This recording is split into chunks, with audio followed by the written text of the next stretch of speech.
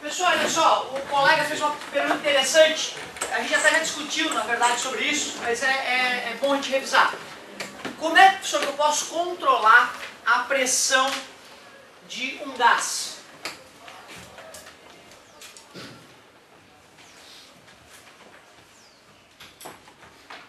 Assim, ó, colocando um pezinho em cima da tampa.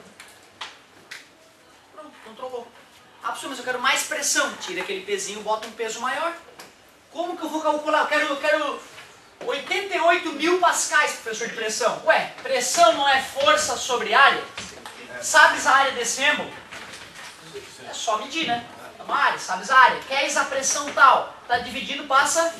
Aí tu vai calcular a força que tem que atuar no êmbolo para aquela pressão existir. Peso igual a M vezes G. Aí tu calcula a massa que tu coloca ali em cima para que a pressão fique exatamente aquela que tu quer. Então eu só estou te mostrando, né? Tem uma maneira bem boba de controlar a pressão de um gás, colocando pezinhos em cima do êmbolo móvel que sustenta o gás. A panela de pressão da tua casa, por exemplo, na panela de pressão da mamãe, o que rola? Tem uma válvulazinha ali, não tem? Aquela válvula tem um peso. O engenheiro projetou aquele peso para que a pressão fique lá, né, um pouco maior que a pressão atmosférica e possa cozinhar os alimentos mais rapidamente, com a água a 120 graus, certo? E sem causar problemas para a estrutura da panela, para não estourar na cara da dona de casa, como já aconteceu em muitas, né, muitas e muitas vezes, certo? Às vezes a morte. Bacana. Basta assim, ó, tem furinhos ali naquela válvula.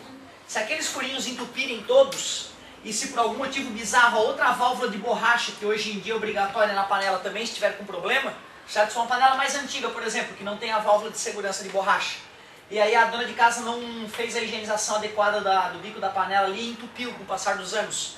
Aí um dia ela vai fazer o feijão dela, botou lá na panela para esquentar. E ela não se tocou que não estava saindo fumacinha e apitando. Quer dizer que a pressão lá está cada vez maior, cada vez maior, cada vez maior. Chega uma hora que o aço não consegue mais sustentar, o alumínio no caso, né? Em alguns casos. Não consegue mais sustentar aquela pressão. E aí rompe mesmo a tampa de alumínio. E aí sai violentamente para cima. Né?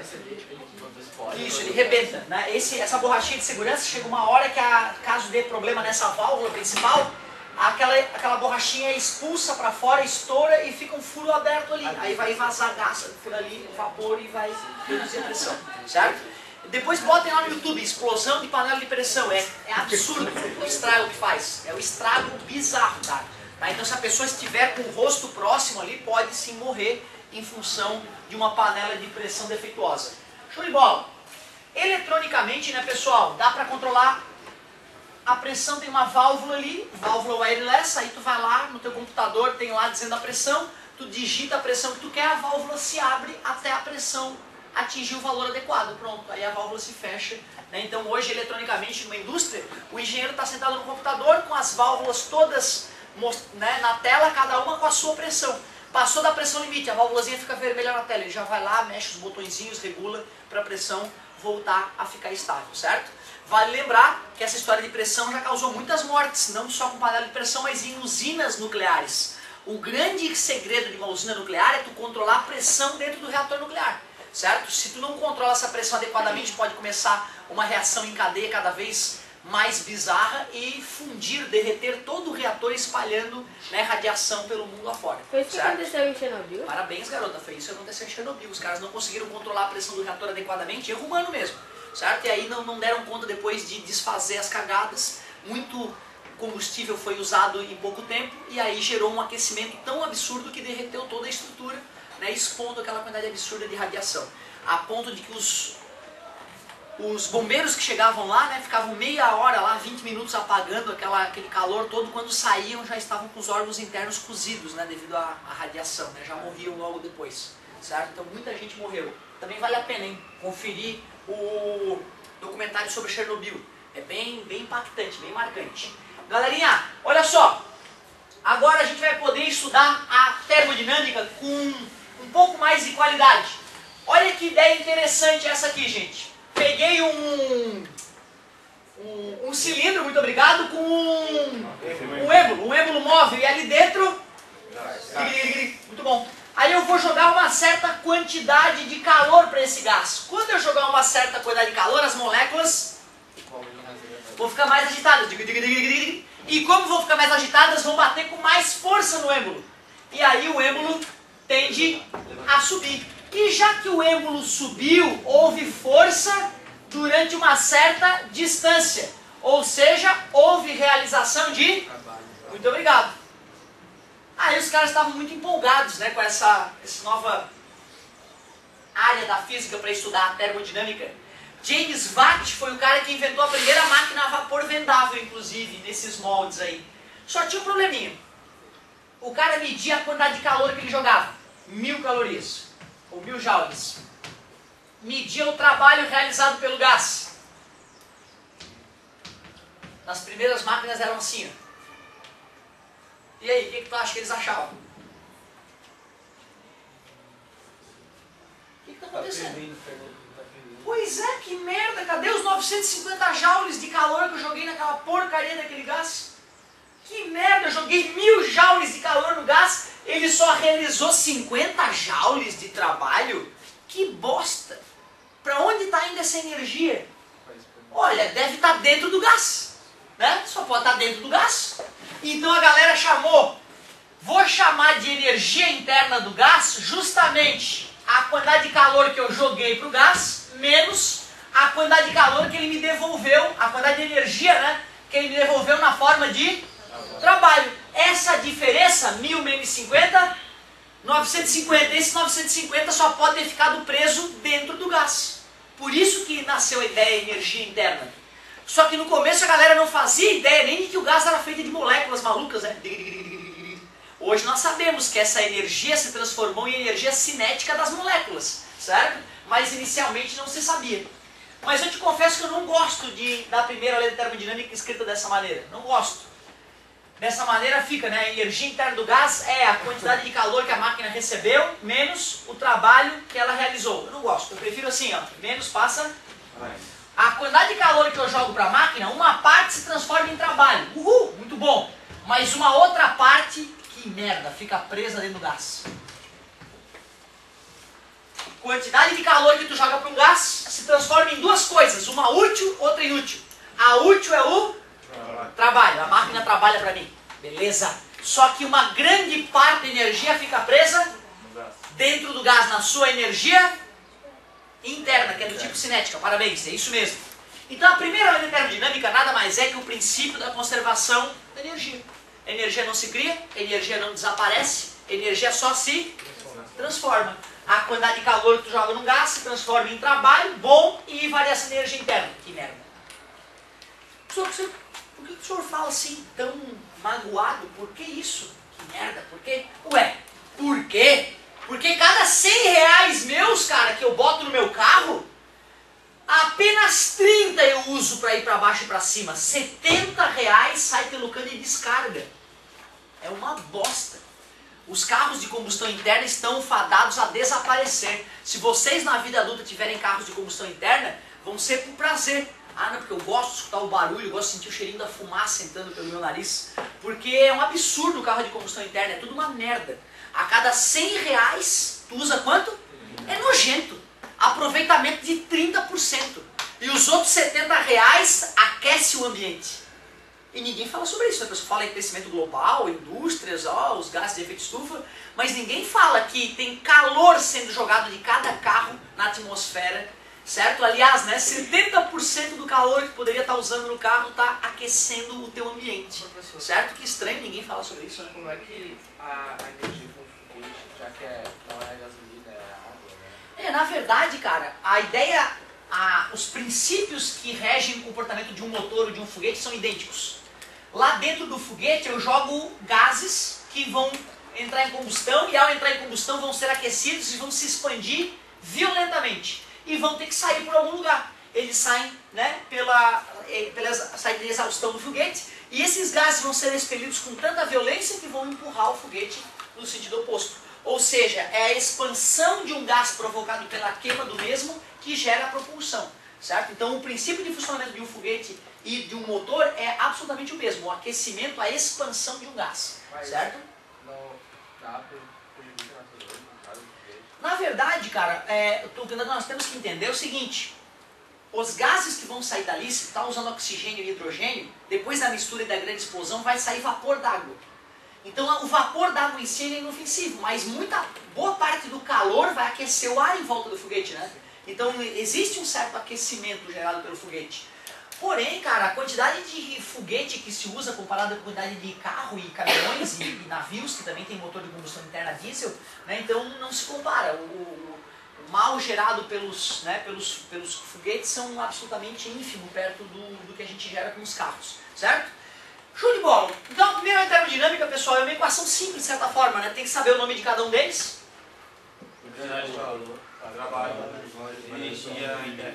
Variação de energia interna. Ah, bonito, variação de energia interna. Tem que saber o nome deles. Se tu for usar essa equação, eu sou obrigado a te fornecer duas informações. Tu faz mais, passa menos, calcula a terceira. Então, por esse ponto de vista, é relativamente simples a ideia.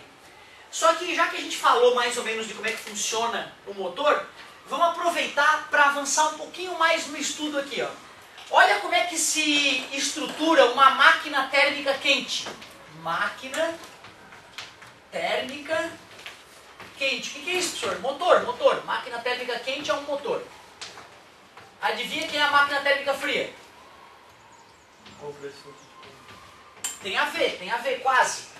Geladeira, que a gente estava conversando, que eu falei que é praticamente um motor, só que usando, funciona no sentido oposto. Vamos ver isso aí então. Máquina térmica quente ou motor. Toda máquina térmica tem que funcionar entre duas fontes de energia. A fonte quente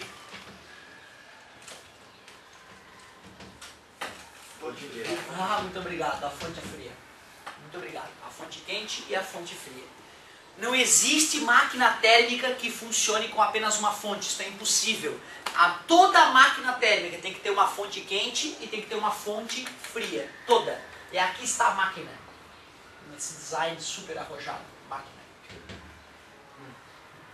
Tu não imaginava que eu ia te ensinar a fabricar a máquina, né, cara? Eu vou te estudar contigo a estrutura da máquina. No teu doutorado em engenharia, tu vai aprender a projetar o teu motor, tá bom? Então, olha só. Para que a máquina funcione, tem que vir calor de algum lugar, né? Da onde que vem o calor? Lógico, vem calor da fonte quente, esse calor é jogado na máquina e a máquina responde realizando expansão, ou seja, realizando trabalho. É isso aí, então a máquina recebe calor da fonte quente, realiza trabalho. E ela converte tudo em trabalho? Não, acabamos de ver que as máquinas térmicas são uma bosta e só transformam, hoje em dia, 30% da energia. Quer dizer que essa sobra de energia tem que jogar para a fonte fria, senão a máquina vai explodir, vai começar a esquentar e derreter, certo? Então esse excesso de calor que eu não transformei, eu jogo para a fonte fria, calor da fonte fria. Deixa eu ver se está ligado. 1.300. Tá vendo? Ó, tu já entendeu a ideia. Né? Se eu joguei 1.000 para minha máquina, ela só aproveitou 300, é claro que 700 tem que ser jogado fora.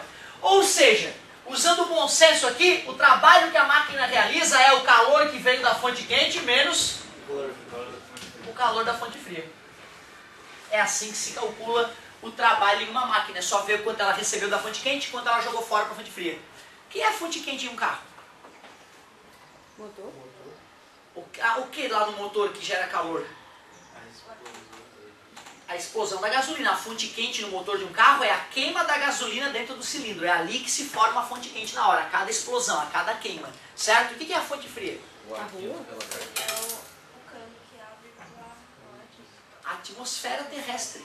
A atmosfera terrestre é a fonte fria de toda a maldita máquina térmica que os seres humanos usam hoje em dia. Vai dar merda. Vai dar merda. Se a gente não mudar as coisas já, vai dar merda. E também eles fizeram a máquina para estragar. A máquina que nós criamos é incrível, gerou a vida nossa até aqui, né? Era fundamental para a vida ser como ela é, mas é uma máquina que, se continuar sendo usada dessa maneira, vai continuar com o aquecimento global localizado nos grandes centros, certo? E eu fico louco é que os governantes não falam do calor jogado diretamente na atmosfera, eles falam dos gases de efeito estufa, né? Então tem coisa estranha acontecendo. Tem coisa estranha acontecendo. Só por curiosidade, os motores elétricos aproveitam cerca de 90% da energia. Certo? É por isso que o teu carro vai ser elétrico. Óbvio que o teu carro vai ser elétrico. Porque com carro elétrico, tu bota 100 reais no carro, tu usa 90. Só 10 pila vai fora, certo? Ou carro elétrico, é o bicho. E sobre esses carros elétricos, a fonte fria deles continua sendo a atmosfera? Inevitavelmente. Só que o motor elétrico não é uma máquina térmica, certo? De qualquer maneira, um pouquinho de calor sempre vai ser jogado para fora. Só que se nós formos pensar, né, em 10% do calor ser jogado fora, ao contrário de 70% atuais, né, vai ser a solução do problema, sem dúvida nenhuma. E o planeta ele admite uma certa quantidade de calor a mais ou a menos sem problemas, né? Até porque o rei do controle da temperatura do planeta é o Sol, certo? O Sol é o rei do controle da temperatura. Então o Sol, se ele aumentasse 1% a sua produção de energia, a Terra fritaria. Se o Sol reduzisse em 1% a sua produção de energia, a Terra congelaria. Então o Sol, talvez os egípcios estivessem certos, né? O Amun-Ra, o Deus Sol. Se existe um certo Deus, ele deve ser o Sol, com certeza. Mas, professor, aí a gente tem uma máquina que a fonte fria seria perdida, de não ter como pegar o que está liberado no ar. Mas tem outra máquina que quando joga para a fonte fria pode ser reutilizada, ou o que a fonte fria faria? Bacana. Na verdade é o seguinte, ó, esse calor que a gente joga para a fonte fria, a gente tem cada vez mais tentado aproveitar ele antes de jogar para a fonte fria. Na Fórmula 1, por exemplo, tem o KERS, né, que tu aproveita esse calor que o motor gera, né, para aumentar a pressão do combustível e do ar que tu vai jogar dentro do motor. Existem carros com, como é o nome daquilo? Intercooler, certo? Ele, de certa forma, tenta esfriar o gás que ele vai jogar dentro do motor para, no final da explosão, sobrar menos calor para jogar para a fonte fria. Então tem várias maneiras técnicas que foram sendo desenvolvidas ao longo dos anos para tentar diminuir a quantidade de calor jogado para a fonte fria. Mas é inevitável que tu faça isso. Porque é o seguinte, ó, pensa comigo, isso tem a ver com isso aqui, ó. Tem como o gás se expandir sem as moléculas ficarem mais agitadas? Não. Então se as moléculas vão ficar mais agitadas, uma parte dessa energia fica presa nelas. Então não tem jeito. Certo? Todo motor de combustão interna, no final das contas, eu vou ter que primeiro agitar as moléculas para elas poderem se expandir. E ao agitar as moléculas, perdi uma parte da minha energia. Certo? Se bem que nós vamos ver que um francês chamado Carnot, Sadi Carnot, ele resolveu esse problema. Ele descobriu a máquina térmica mais perfeita que existe. Ele descobriu como fabricar ela. É impossível fabricar, mas ele descobriu como fabricar pelo menos. Certo? Por que é impossível ter 100% de eficiência? Eu estava explicando agora, vou repetir. Olha só, é assim galera, olha só, quando tu joga calor para o gás para poder realizar trabalho e fazer a máquina funcionar tem que se expandir. Mas para um gás se expandir, ele tem que fazer uma força maior do que a força anterior que ele já fazia no êmbolo, concorda comigo? E para que as moléculas façam uma força maior no êmbolo, elas têm que absorver energia, ficar mais agitadas, aumentar de temperatura. Então um gás, para poder se expandir, as moléculas têm que sair de um estado de agitação e aumentar o seu estado de agitação. Isso consome energia, que não vai ser a energia que ela vai me devolver, certo? Então é isso, para que um gás se expanda, as moléculas desse gás têm que receber energia. E essa energia não vai ser convertida no trabalho, certo? Então, naturalmente, pela própria maneira como a máquina térmica é engendrada, desenvolvida, necessariamente nunca vai ter rendimento de 100%. Para levantar o êmbolo, o gás tem que ficar mais agitado. Ele tem uma energia interna maior. Então. Exatamente, uma parte da energia vai ficar dentro do gás. Não vai ser aproveitável. Muito bom, é bem isso mesmo. Galerinha, então olha só. Já que a gente descobriu como é que, né, mostrou para vocês como é que é a primeira lei da termodinâmica, te mostrei como é que é a estrutura de uma máquina térmica, já dá para te mostrar como é que se calcula então o rendimento de uma máquina térmica. Aliás, já falamos sobre rendimento algumas vezes, né? Tu lembra como é que eu te pedi para decorar o que é rendimento? Rendimento é lucro sobre investimento. Parabéns, né? Eu falei das ações da Petrobras? Falei ou não falei? Um amigo meu comprou num mês lote de ação por R$1.000 e vendeu no outro mês por 1.200. Certo? Beleza? Com cliques do computador. Quanto que ele faturou? Qual foi o lucro? 200. Quanto é que foi o investimento? 1.000. Então o rendimento foi de 0,2, que é o mesmo que 20%. Rendimento de aplicação na bolsa, né? Certo? No caso da nossa querida Petrobras. Beleza? Tu lembra quanto é que a poupança paga por mês? É 0, alguma coisa, né? 0,60 e poucos %. É um lixo. certo? Por isso que eu já te recomendei, se tu tiver dinheiro sobrando na tua família, nunca deixar numa poupança, a menos que tu não saiba de fato o que fazer com o dinheiro. Poupança é uma aplicação burra para quantidades razoáveis de dinheiro. A única coisa boa de uma poupança é que ela é um pouco mais segura que as outras aplicações, certo? Mas, né, tu pode estar deixando de ganhar dinheiro de verdade ou de repente de parar de trabalhar só porque não está aplicando certo dinheiro. Conversa em casa sobre isso, não deixa teu pai deixar, né, a vida melhorar só por falta de conhecimento. Manda ele estudar um pouquinho a aplicação financeira, certo? Porra! 20% dando uns cliques no mouse, cara. Show de bola, hein? Comparado com 0,5% que poderia render a poupança, né? Muito bom. Resumindo, quer calcular o rendimento nessa vida, seja de uma máquina, seja de uma aplicação financeira, é lucro? Simples assim. Lucro sobre investimento. Rendimento, deixa eu ver. Qual é o lucro que eu espero de uma máquina? É o calor da fonte quente? É isso que é o lucro? É aquilo ali então, lucro é o calor que eu jogo fora da fonte fria. Não, então quem é o lucro? Quero que a máquina trabalhe para mim, eu quero jogar energia para ela e quero ficar de braço cruzado, e ela trabalha para mim. O meu lucro é o trabalho. E qual é o investimento que eu fiz na máquina? A quantidade de calor que eu roubei da fonte quente, que eu usei da fonte quente. Que é assim, ó, é assim que se calcula o rendimento de uma máquina térmica. Trabalho sobre calor da fonte quente. Mas espera aí. O W não é a mesma coisa que Q menos QF?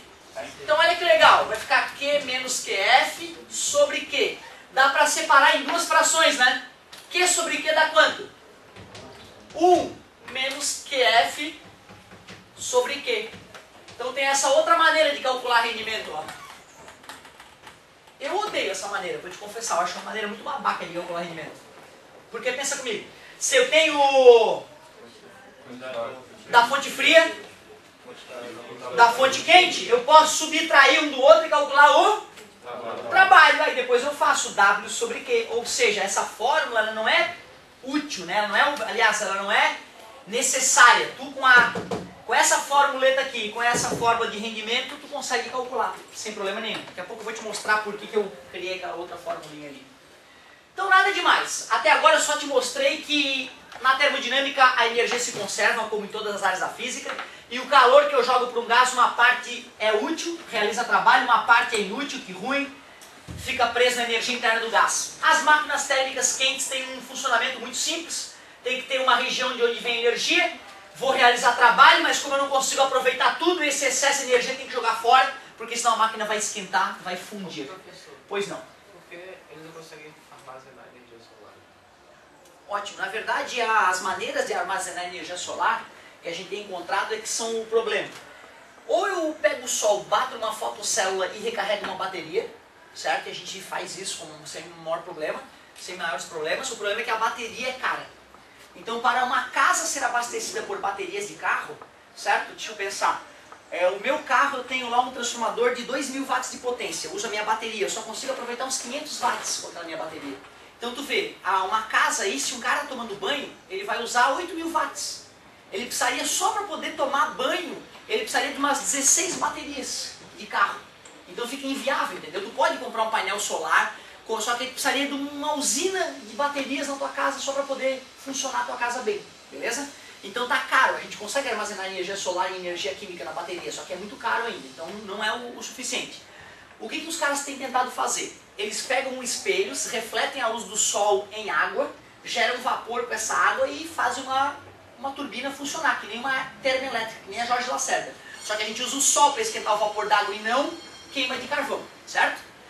Aí eles estão tentando desenvolver um tipo de material, um sal líquido, que consegue absorver calor muito mais que a água, certo? Só que eles ainda não chegaram um valor economicamente viável. Mas as usinas solares espanholas, elas funcionam assim. Elas esquentam um sal, esse sal fica superaquecido, próximo de 600 graus, e tu usa esse sal para gerar vapor d'água. E mesmo quando chegou a noite ou quando nublou, esse sal continua aquecido, então tu continua aproveitando ele para gerar um pouquinho de vapor d'água durante a noite, certo? Então é uma maneira de armazenar energia solar na temperatura de um objeto, certo? Bacana a pergunta. Pessoal, não era o meu não, né? Não, mas Show. O negócio é o seguinte, antes de fazer alguns exercícios para vocês, eu vou aproveitar que eu estou num momento importante aqui para escrever mais uns detalhezinhos. Primeira coisa, acabei de ver a primeira lei da termodinâmica, então eu vou te mostrar a segunda. verdade, a gente acabou de discutir a segunda lei da termodinâmica. A segunda lei da termodinâmica é só para nos lembrar que é impossível que uma máquina térmica tenha rendimento de... 100%. Impossível. Porque para o gás poder se expandir, as moléculas têm que se agitar. E se as moléculas se agitaram, uma parte da energia ficou na energia interna. Exatamente. Então, segunda lei da termodinâmica. Nenhuma máquina térmica pode ter rendimento de 100%. É uma lei, é impossível. Resumindo, rendimento é sempre menor que 1. Certo? 1 é 100%, tudo bem para vocês? Certo? Então não tem como. Fala, amigo. No vestibular eles pedem a definição das coisas, de algumas coisas, tipo isso daí, por exemplo. A segunda lei da termodinâmica eles podem pedir, mas né, no vestibular da UFSC, por exemplo, eles fornecem essa fórmula. Essa não. Essa eles não fornecem, porque ela é muito óbvia, né? O calor que eu aproveito é o que chegou da fonte quente, mesmo que eu joguei para a fonte fria. Essa fórmula que é a primeira lei da termodinâmica eles fornecem, certo? As fórmulas todas aqui eles fornecem, essas definições então eles fornecem, beleza? Mas ele pode te perguntar no vestibular o que diz a segunda lei da termodinâmica. Aí tem que lembrar, a segunda lei da termodinâmica diz que nenhuma máquina térmica apresenta rendimento de 100%, certo? Isso eles podem pedir sim. Bom, pessoal, se eu te ensinei ali a estrutura da máquina térmica quente, dá para aproveitar e te mostrar a estrutura da máquina térmica. Claro, então vamos ver como é que é a estrutura da máquina térmica fria.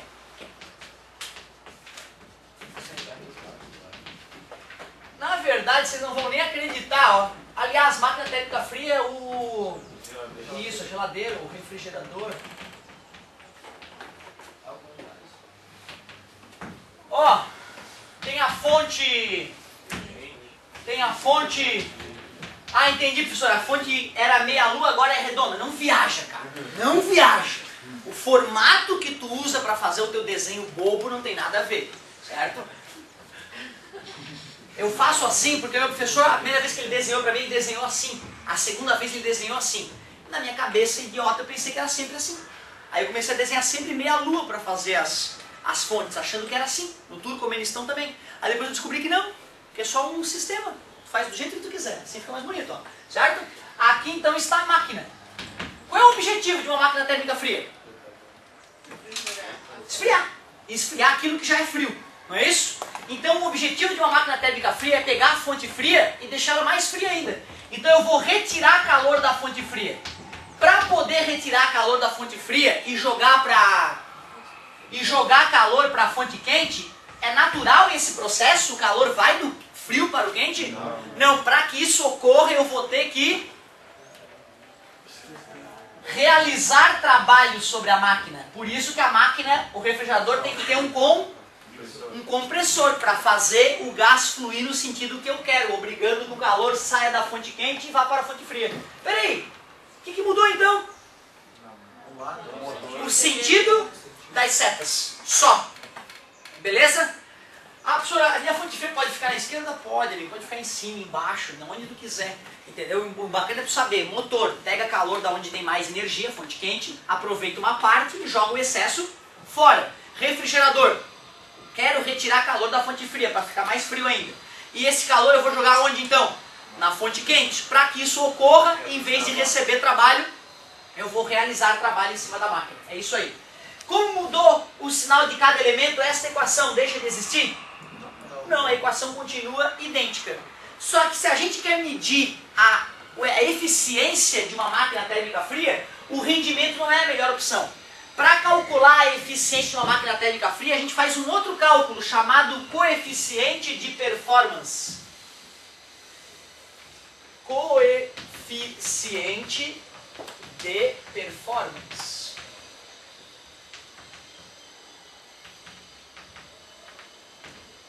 O que seria o coeficiente de performance? Se vocês já foram em lojas de linha branca, aí, de geladeiras, essas coisas, tem lá uma etiquetinha com A, B, C, que diz o consumo de energia, né? E do lado tem um número, 1.8, 2.1, 1.9. Esse número é justamente o coeficiente de performance. Como é que se calcula o coeficiente de performance, o Ezinho? Mesma coisa, lucro sobre... Muito obrigado. Qual é o lucro que eu espero de uma máquina térmica fria? A respiração. É que ela resfrie cada vez mais, ou seja, o calor retirado da fonte fria. E qual investimento eu apliquei nela para ela fazer isso para mim? Trabalho. Então, ó, o coeficiente de performance, ele continua com a ideia de lucro sobre investimento. Mas como o lucro e o investimento são coisas diferentes da máquina térmica quente para fria, ficou um pouquinho diferente o cálculo. Cuidado, hein? Rendimentos tem que ser sempre menor que 1. Coeficiente de performance, não. Como assim, professor? A geladeira gera energia? Não viaja. Só estou querendo te dizer, cara, que assim, ó, eu posso com 1000 joules deslocar 300 joules. Eu consigo usando 100 joules de energia, eu posso deslocar 300 joules. Não quer dizer que eu estou gerando, certo? Mas pode dar a sensação de tá havendo surgimento de energia, mas não é verdade. Até porque 300 dividido por 100, 3, tá vendo? Então o coeficiente de performance pode ser maior que 1 e isso não viola nenhuma lei. Isso não viola a segunda lei da termodinâmica. Tá, agora eu falei bastante, cara. Agora chega de matéria, vamos fazer exercício. Resumindo, primeira lei da termodinâmica, o que diz a primeira lei? Vamos reescrever aqui no cantinho. O calor jogado por uma máquina, uma parte se transforma em trabalho e uma parte em variação da energia interna. Trabalho de uma máquina térmica é o calor da fonte quente menos o calor da fonte fria. Rendimento é lucro sobre investimento. Mesmo quando estamos falando de máquinas térmicas frias, é lucro, calor da fonte fria, sobre investimento, trabalho. Certo? E agora, cara, como é muita coisa nova, a gente só vai conseguir se sair bem se a gente exercitar. Eu começo fazendo um exemplo, tu continua e faz a tua tarefinha. E tem que fazer a tarefinha, cara, senão a gente acaba esquecendo esses detalhes todos. Foram muitos e muitos detalhes. Deixa eu fazer uns exercícios de exemplo para vocês.